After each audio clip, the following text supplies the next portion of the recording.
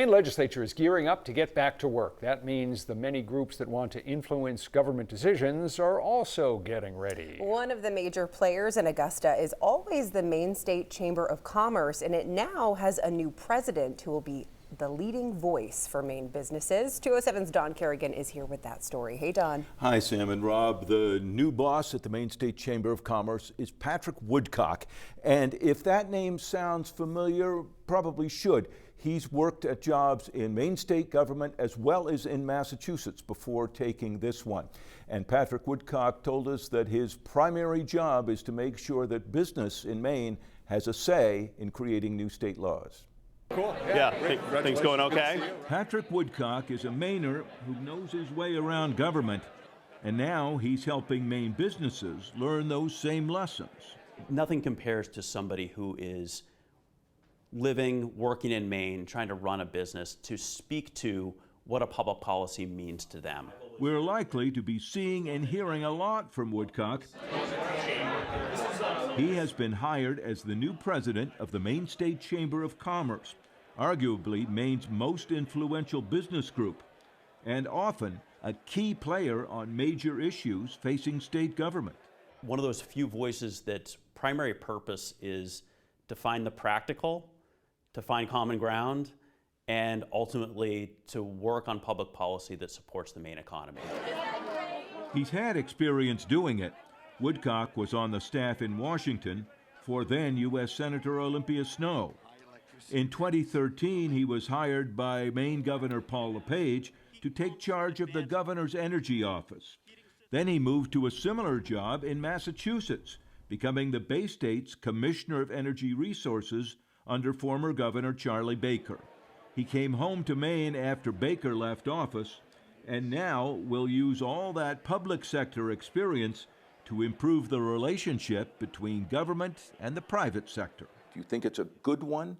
Do you think the private business world is kind of overwhelmed by and burdened by what state government does? I think there's a lot of excitement with the Maine economy, but also some caution that we ensure that there's predictability.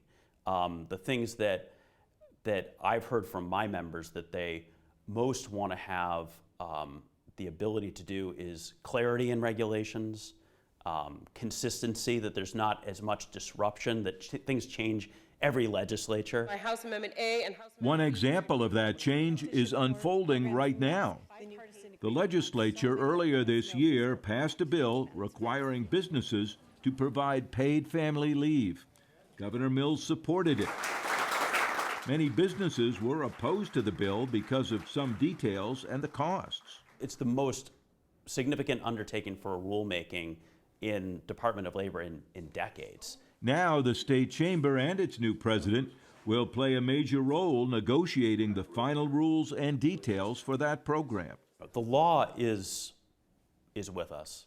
And the last thing I want to have is any member, any Maine business to be surprised with what takes effect in 14 months. Woodcock says he knows the chamber needs to help lead the discussion on many crucial issues. When I'm hearing from issues from members, housing costs, labor shortages are the most pressing issues for our state.